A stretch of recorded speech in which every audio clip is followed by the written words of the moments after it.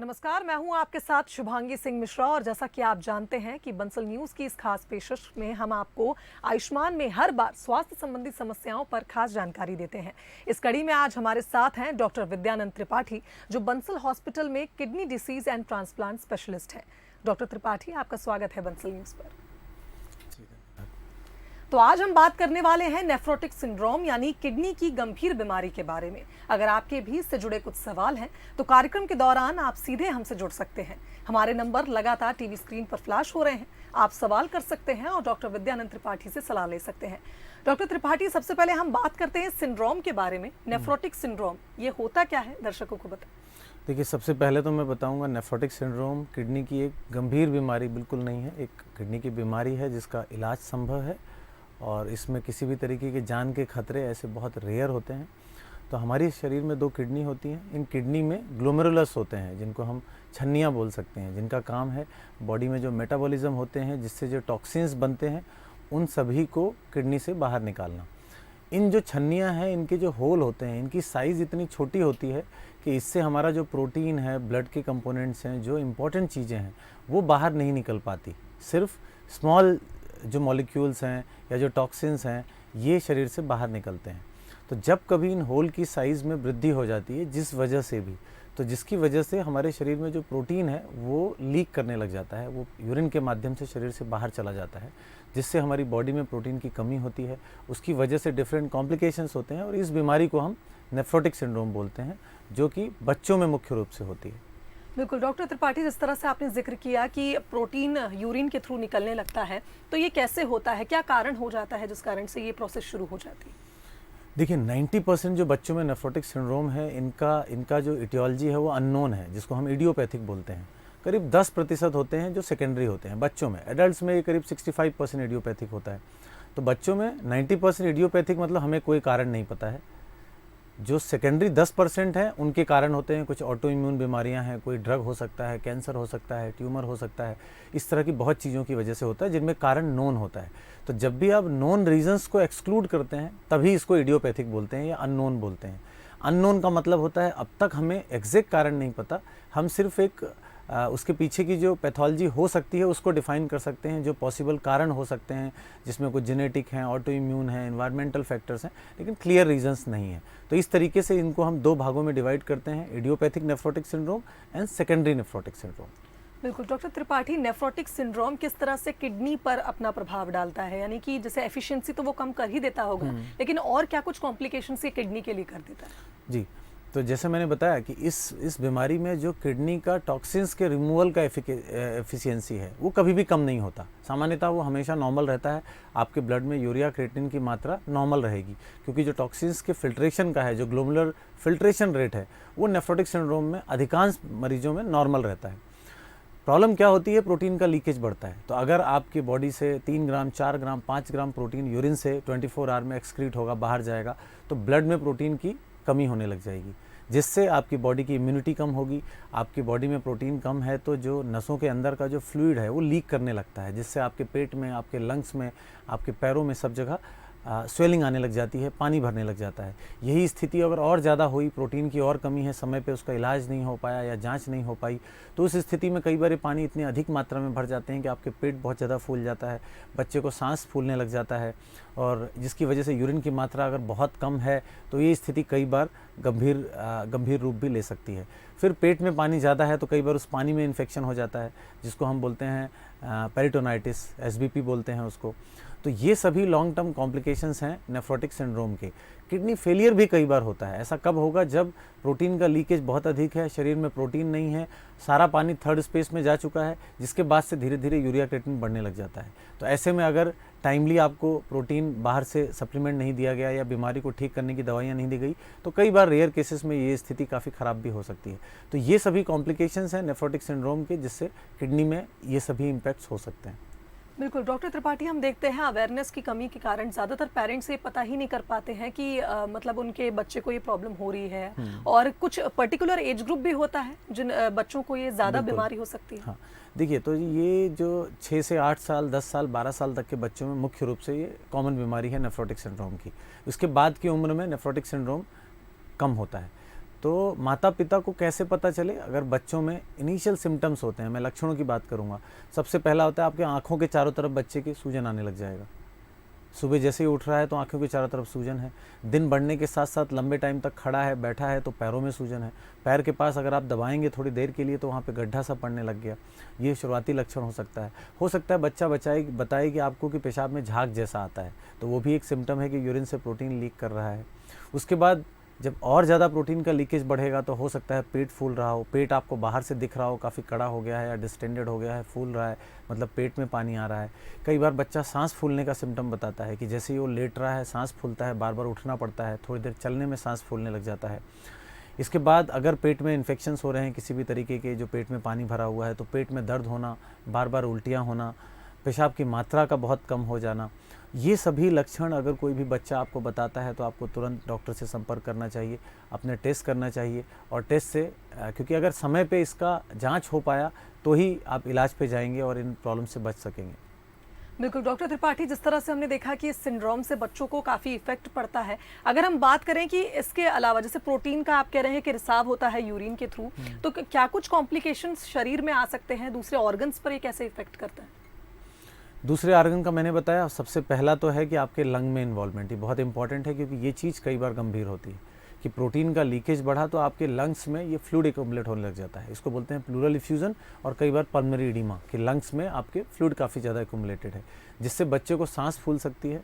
पानी का इंटेक और ज़्यादा लिया, पानी और इकट्ठा हुआ, कई बार ये सांस बहुत गंभीर होती है, इमरजेंसी वाली सिचुएशंस होती हैं, तो लंग का इन्वॉल्वमेंट बहुत इंपॉर्टेंट है। किडनी से प्रोटीन लीक हो रहा है तो किडनी फेलियर की संभावना मैंने डिस्कस की कई बार हो सकता है। अगर प्रोटीन का बहुत लीकेज है तो इससे किडनी का परफ्यूजन इम्पेयर्ड होता है, क्योंकि हमें लगता है कि बॉडी में वॉल्यूम रिटेन हो रहा है, बहुत ज़्यादा पानी इकट्ठा हो रहा है, लेकिन जो हमारी वेसल्स हैं, जो खून को प्रवाह करने वाली जो नसें हैं, धमनियाँ हैं या वेन्स हैं, इनके अंदर का फ्लूइड काफ़ी हद तक बाहर चला जाता है, जिसको हम थर्ड स्पेस लॉस बोलते हैं। तो किडनी का परफ्यूजन पुअर होता है और कई बार यूरिया और क्रिएटिनिन की मात्रा बहुत अधिक होने लग जाती है। तीसरा आपका इम्यून सिस्टम है। अगर आपकी बॉडी में प्रोटीन कम होगा, हमारा जो इम्यून सिस्टम है, जो एंटीबॉडीज़ हैं, वो सभी प्रोटीन से बनी होती हैं, तो बॉडी में प्रोटीन कम है तो इम्यूनिटी बहुत कम होगी। इससे बहुत जल्दी जल्दी संक्रमण होना, इन्फेक्शन होना, सर्दी खांसी होना, जुकाम होना, पेट का इन्फेक्शन होना, इसकी संभावना बच्चे में बढ़ जाती है। इन सब बीमारियों की वजह से, कमजोरी की वजह से बच्चों में चिड़चिड़ापन आ जाता है, दिमाग में असर होने लग जाता है, हार्ट में असर हो सकता है। अगर प्रोटीन की कमी है, किडनी में असर आ रहा है तो इसकी वजह से हार्ट की मांसपेशियों का काम भी कम होता है। ज़्यादातर नेफ्रोटिक सिंड्रोम के मरीजों में कोलेस्ट्रॉल लेवल्स, ट्राइग्लिसराइड और टोटल कोलेस्ट्रॉल की मात्रा बहुत अधिक होती है और इसकी वजह से हार्ट कमज़ोर होना, हार्ट की बीमारियों की संभावना बढ़ जाती है। तो करीब करीब आपके सभी अंगों में असर हो रहा है, आपकी स्किन में असर होता है। अगर लंबे समय तक आपके पैरों में सूजन है, समय पे इलाज नहीं लिया गया, तो वो क्रॉनिक एडिमा की वजह से वहाँ छाले पड़ सकते हैं, अल्सर हो सकते हैं, और फिर से मैं बताऊँगा अगर आपकी इम्यूनिटी कम है तो वहाँ पर इन्फेक्शन हो सकता है। तो ये सब चीज़ें बच्चे के लिए एक मल्टी ऑर्गन डिसीज़ है, अलग अलग अंगों में अलग अलग तरीके के कॉम्प्लिकेशंस हैं। तो बीमारी गंभीर नहीं है, लेकिन बीमारी का अगर सही समय पे इलाज नहीं है तो दूसरे अंगों में इसके होने वाले कुप्रभाव की वजह से ये कई बार ये खतरे की बात होती है, जान की बात भी आ जाती है और दिक्कत बन सकती है। बिल्कुल डॉक्टर त्रिपाठी, हमने अब लक्षणों की बात कर ली है और इसके प्रभाव की बात कर ली है। अब इसकी ट्रीटमेंट पर आते हैं। ट्रीटमेंट किस तरह से किया जाता है, क्योंकि बच्चे छोटे हैं, एज कम है, तो दवाओं का भी आपको देखना पड़ता होगा, कितनी हैवी दवा बच्चों को दी जा सकती है, किस तरह से इसे ट्रीट करते हैं? देखिए, तो ट्रीटमेंट के प्लान में सबसे पहले तो हम आते हैं नॉन फार्माकोलॉजिकल ट्रीटमेंट, जो नॉर्मल आपको लाइफस्टाइल चेंज है, आपका डाइट है, आपका फ्लूइड मैनेजमेंट हम क्या एक्सप्लेन करते हैं। तो सबसे पहले तो इन सभी बच्चों को नमक का सेवन कम करना चाहिए, क्योंकि आप नमक ज़्यादा लेते हैं तो इससे और फ्लूइड रिटेंशन होता है, प्यास बढ़ती है, सूजन की जो प्रॉब्लम है वो और ज़्यादा बढ़ेगी। तो एक्स्ट्रा नमक बिल्कुल ना लिया जाए। जैसे हम सलाद में नमक ले लेते हैं, आपने दही में अलग से नमक ले लिया, तो एक्स्ट्रा सॉल्ट टोटल डाइट से हटा दें और नॉर्मल जो खाने में नमक है वो बच्चा ले सकता है, लेकिन वो भी एक्स्ट्रा क्वांटिटी में ना हो। पानी की मात्रा है, हम सभी बच्चों को जिनको सूजन है उनको पानी को रेस्ट्रिक्ट करते हैं कि 24 घंटे में 1.5 लीटर है, 1.25 लीटर है, उसकी स्वेलिंग की कंडीशंस के हिसाब से पानी की मात्रा को निर्धारित करते हैं, पानी की मात्रा को कम करते हैं। यहाँ पे इम्पॉर्टेंट चीज़ ये होती है कि ज़्यादातर पेरेंट्स को ये लगता है पानी कम किया मतलब हो गया। पानी का मतलब है कि टोटल फ्लूइड, अगर आप दाल का पानी है, आपकी सब्जियों में पानी है, आप चाय ले रहे हैं, आप कॉफ़ी ले रहे हैं, आप चावल ले रहे हैं, ये सभी चीज़ों पानी से बनती है। तो सभी चीज़ों को मिला के डॉक्टर ने जो सलाह दी है वो पानी को रेस्ट्रिक्ट किया जाए। इसके बाद आते हैं न्यूट्रिशनल डाइटरी तो डाइट में प्रोटीन का रेस्ट्रिक्शन बोला जाता है सभी नेफ्रोटिक सिंड्रोम या किसी भी किडनी बीमारी में। ऐसा बोला जाता है कि अगर प्रोटीन का इंटेक कम है तो जो फिल्ट्रेशन इंजरी होती है, हाइपर फिल्ट्रेशन इंजरी, वो किडनी की कम होगी, जिससे किडनी में प्रोटीनूरिया कम होगी और किडनी बीमारी के बढ़ने की गति कम होगी। हालांकि यहाँ ये बहुत ध्यान देने की बात है, क्योंकि बच्चा ऑलरेडी इतना ज़्यादा प्रोटीन लीक हो रहा है और शरीर में प्रोटीन की कमी है, तो एक्सेस प्रोटीन की कमी भी आपके लिए खतरनाक हो सकती है। तो नेट प्रोटीन के लॉस को देख के और टोटल डॉक्टर फिर डिसाइड करते हैं कि कितना प्रोटीन इसको अलाउ किया जाए। तो बहुत अधिक प्रोटीन की मात्रा को भी रेस्ट्रिक्ट करना नुकसानदायक होता है। फिर अलग अलग पैरामीटर्स के बेस पे आपके बॉडी में इलेक्ट्रोलाइट्स की स्थिति क्या है, नमक कैसा है, पोटेशियम कैसा है, उसके हिसाब से आपकी बाकी डाइटरी आपको एडवाइस दी जाती है। तो ये सभी चीज़ तो इम्पॉर्टेंट पार्ट हो गए हैं आपके लाइफस्टाइल मॉडिफिकेशन और डाइटरी चेंजेस। आगे हम ट्रीटमेंट की और भी बात करेंगे, जैसे इन सभी बीमारियों में स्टेरॉइड मुख्य रूप से ट्रीटमेंट होता है, जिसकी वजह से समय के साथ साथ बच्चे का वजन बढ़ सकता है, उसमें चर्बी जमा हो सकती है। तो रेगुलर वॉक करना, अपने वजन को नियंत्रित करना, मीठी चीज़ें, तेल से बनी चीज़ों का सेवन कम करना, ये भी एक इम्पॉर्टेंट पार्ट है आपके डाइटरी मैनेजमेंट का। अब आते हैं हम फार्माकोलॉजिकल ट्रीटमेंट। तो बहुत सी सिम्टोमेटिक ट्रीटमेंट होते हैं, जैसे आपके शरीर में पानी अधिक है और वो पानी लंग्स में जा रहा है, पेट में जा रहा है, तो ऐसी स्थिति में हम डायूरेटिक्स एडवाइस करते हैं। आप लेसिक्स या डाइटोर, ये नाम काफ़ी कॉमनली सुनते हैं। तो इन दवाइयों को दिया जाता है कि बॉडी में जो एक्स्ट्रा फ्लूइड है उसको निकाला जाए। हालांकि इसका उपयोग भी डॉक्टरी सलाह से ही लिया जाए और डॉक्टर भी इसको बहुत ही ज़रूरत के हिसाब से देते हैं। कारण ये है कि ये दवाइयाँ भी किडनी के लिए नुकसानदायक होती हैं।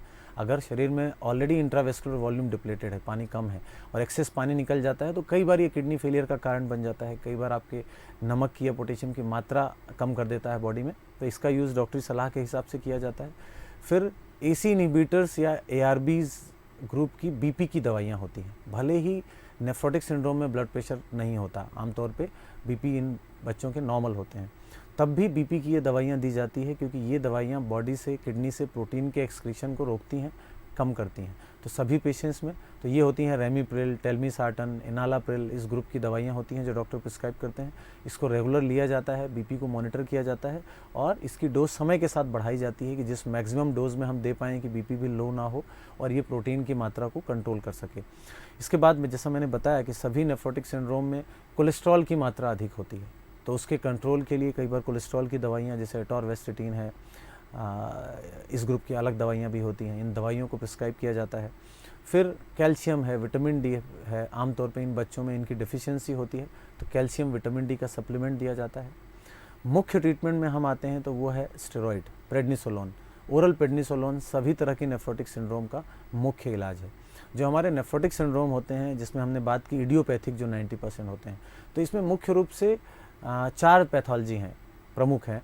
वो हैं minimal change disease, FSGS, focal segmental glomerulosclerosis, membranous nephropathy या मेम्ब्रेनोप्रोलिफरेटिव MPGN।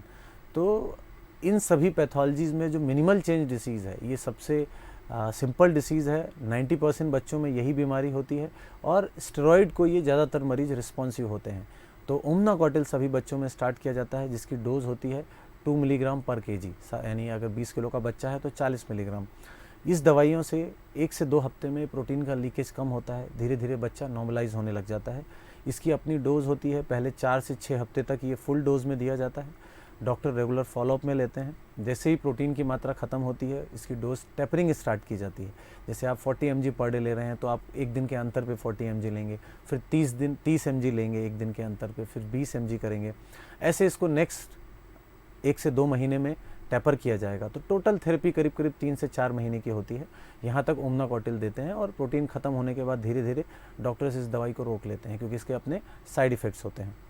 तो बिल्कुल डॉक्टर त्रिपाठी, जैसा कि आपने बताया कि मेडिकेशंस का इस्तेमाल होता है और मेडिसिन दी जाती है, लेकिन कई बार ये भी देखा गया है कि प्रोटीन का लीकेज बंद हो जाता है, उसके बाद भी सूजन की समस्या बच्चों में बनी रहती है। उसके पीछे क्या कारण होता है? ये एक बहुत ज़रूरी सवाल है, क्योंकि जो ओमनाकॉटिल की हम बात कर रहे हैं, तो इन दवाइयों के साइड इफ़ेक्ट भी होते हैं कि इनसे बच्चों को सूजन आती है, जिसमें आपका गाल फूलेगा, आपके पेट में चर्बी निकलेगी, आपका जो नेक एरिया है थोड़ा सा बढ़ा हुआ दिखेगा। तो कई बार माता पिता कंफ्यूज हो जाते हैं कि बीमारी वापस आ गई है, फिर से सूजन आ गया है। तो आपको ये ध्यान देने की बात है कि जो भी बीमारी की सूजन है वो पिटिंग एडिमा होता है। आप पैरों को दबाएंगे, गड्ढा पड़ेगा, इसकी जो सूजन है, और दूसरा वो दिन मैंने बताया सुबह उठने के साथ आंखों के चारों तरफ है और ग्रेविटी की वजह से दिन में पैरों में सेटल होता है। लेकिन जो स्टेरॉइड का साइड इफेक्ट है, गाल फूले आपको दिखेंगे जो कि पोजीशन के साथ चेंज नहीं होगा। तो बिल्कुल चिंता ना करें, ये आपकी दवाई के साइड इफेक्ट्स हैं। जैसे जैसे समय के साथ प्रोटीन लीकेज कम होगा, दवाइयों की डोजेस को कम किया जाएगा, धीरे धीरे ये सूजन उतर जाता है। हाँ, ये बीमारी फ्रिक्वेंटली रिलैप्सिंग है, जैसे दवाई बंद की जाती है फिर से आ जाते हैं, फिर से स्टेरॉइड दिए जाते हैं। तो लंबे समय तक की स्टेरॉइड की थेरेपी कई बार बहुत एक्सेस मोटापा और दूसरे साइड इफेक्ट्स का वजह बन सकती है। बिल्कुल डॉक्टर त्रिपाठी, जैसा कि आपने भी जिक्र किया कि रोग की सूजन और चर्बी जमा होने से सूजन जैसा लगने लगता है, दोनों अलग अलग पॉइंट्स हैं, लेकिन इसमें अंतर करने के लिए आपने बताया किस तरह से आप सूजन को देखकर पता लगा सकते हैं कि इसमें अंतर क्या है। ये सूजन कब तक बनी रहती है और इससे फिर कैसे निजात पाई जाती है? देखिए, सूजन तब तक है जब तक आप दवाइयाँ ले रहे हैं। जैसे ही आप दवाइयों की डोजेस को कम करना स्टार्ट करेंगे, ये सूजन कम होने लग जाती है और दवाइयाँ बंद होने के कुछ हफ्तों के बाद से करीब करीब पूरी तरह से चली जाती है। लेकिन यहाँ पे लाइफस्टाइल मॉडिफिकेशन, डाइटरी चेंजेस बहुत इंपॉर्टेंट है। ऐसा नहीं है, कई बार आपने देखा है आपने स्टेरॉइड लिया, उसकी वजह से आपने 10 किलो वेट गेन कर लिया। अब ज़रूरी नहीं कि ऑटोमेटिक स्टेरॉइड बंद करने के बाद आप फिर से 10 किलो नीचे वजन में आएंगे। उसके लिए आपको मेहनत करना पड़ेगा, अपने दिनचर्या का पालन करना पड़ेगा, जो सही दिनचर्या है, खान पान का ध्यान देना पड़ेगा, रेगुलर एक्सरसाइज करना पड़ेगा और इस तरीके से आप वापस अपने पुराने वजन में आ सकते हैं, अपनी सूजन को आप ख़त्म कर सकते हैं। बिल्कुल डॉक्टर त्रिपाठी, जैसा कि हमने देखा कि बच्चों में ये सिंड्रोम सबसे ज़्यादा होता है और आपने कहा कि ये रिकरिंग है, यानी दोबारा भी हो सकता है जैसी दवाइयाँ बंद होती है। ऐसे केसेस में किस तरह से ट्रीट किया जाता है? क्या ये लाइफ लॉन्ग चलती है फिर बीमारी? देखिए, बीमारी ज़्यादातर बच्चों में ये रिकरिंग होगा, ये वो फिर से होगा। जैसे दवाई बंद करते हैं, कुछ लोगों में हफ्तों में ही वापस आ जाता है, कई बार साल 2 साल तक नहीं आता, फिर आता है। और एक ख़ास उम्र के बाद 14-15 साल के बाद ज़्यादातर बच्चों में बीमारी अपने आप ख़त्म भी हो जाती है।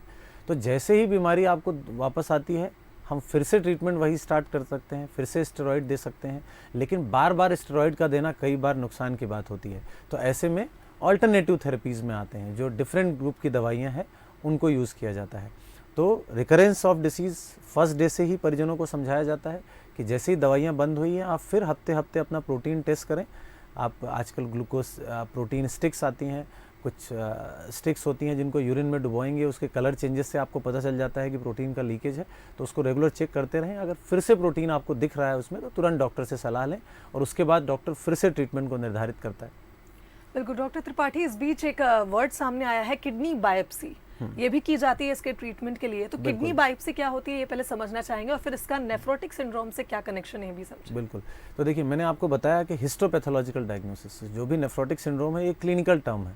अब कौन से तरह की नेफ्रोटिक सिंड्रोम है, जो मैंने 4 आपको बताए थे, या और भी दूसरी तरह के नेफ्राइटिक वाले भी वैरायटी होती हैं, तो इनको पता करने के लिए बायोप्सी किया जाता है। क्योंकि बच्चों में maximum disease minimal change disease होती है, जिसका ट्रीटमेंट स्टेरॉइड के द्वारा आसान होता है।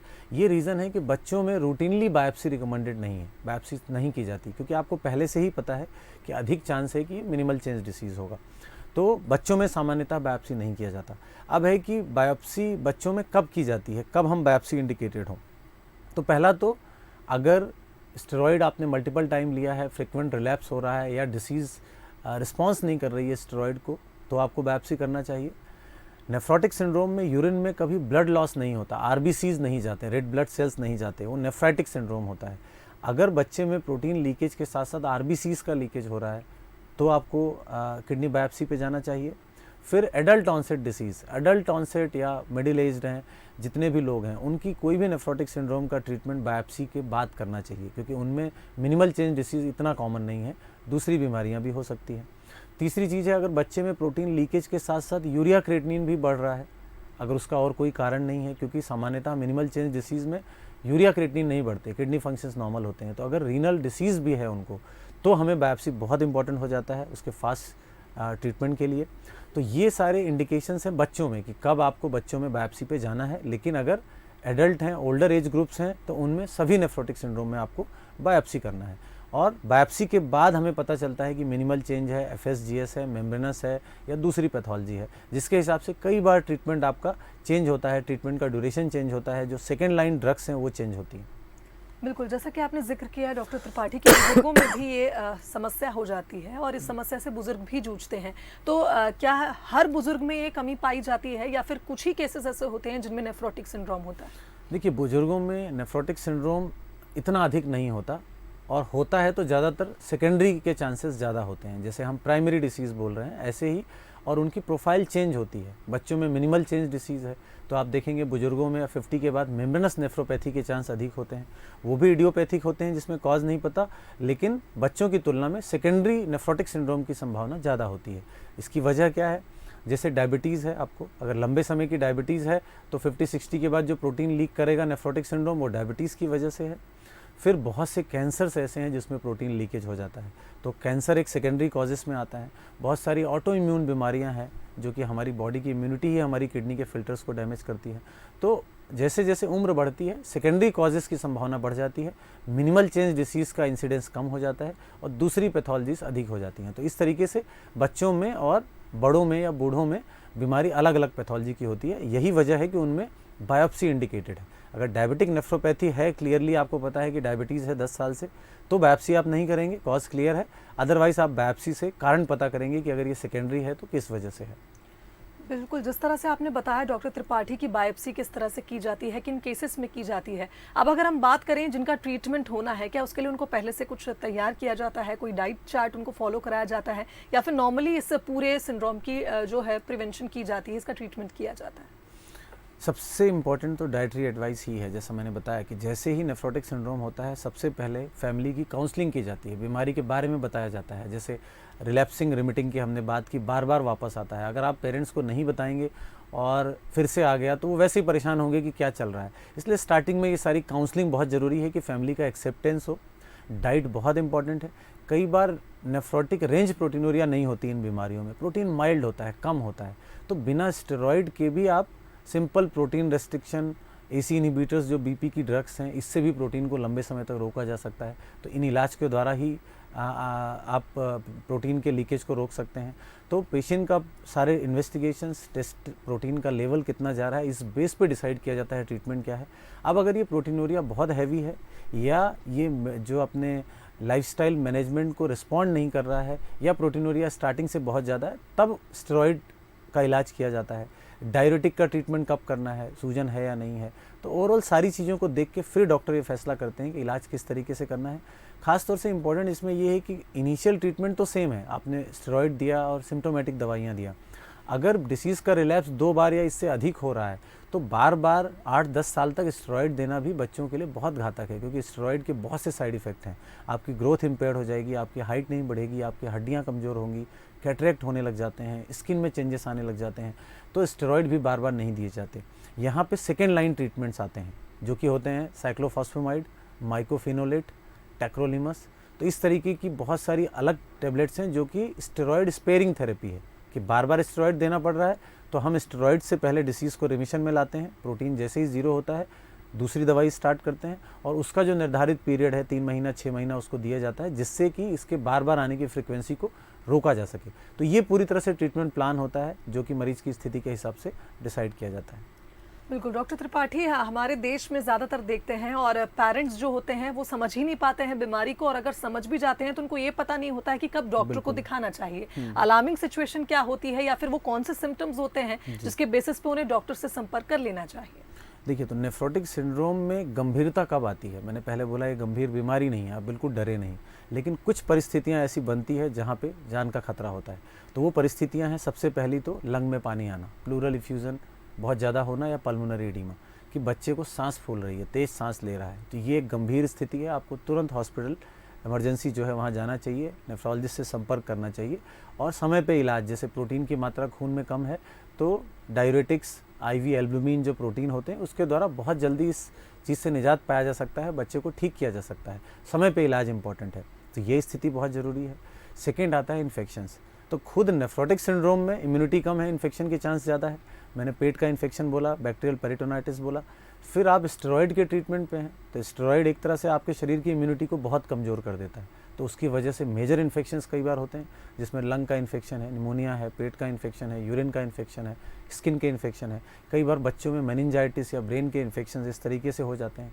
तो कभी भी तेज़ फीवर अगर आ रहा है, बार बार उल्टियाँ हो रही है, आपका यूरिन की मात्रा बहुत कम हो गई है, किडनी फेलियर में जा रही है, ये सब परिस्थितियाँ हैं जहाँ आपको तुरंत हॉस्पिटल में जाना है, डॉक्टर से संपर्क करना है। बिल्कुल डॉक्टर विद्यानंद त्रिपाठी, आप हमारे इस कार्यक्रम में आए और तमाम जानकारी दी, और जिस तरह से सिंड्रोम के बारे में आपने जानकारी दी उसके लिए बहुत धन्यवाद। जी धन्यवाद। तो इसी के साथ हमारी खास पेशकश में फिलहाल इतना ही। कल फिर हाजिर होंगे एक नई स्वास्थ्य संबंधी समस्या को लेकर, साथ ही बताएंगे उसके उपाय। दीजिए इजाजत, नमस्कार।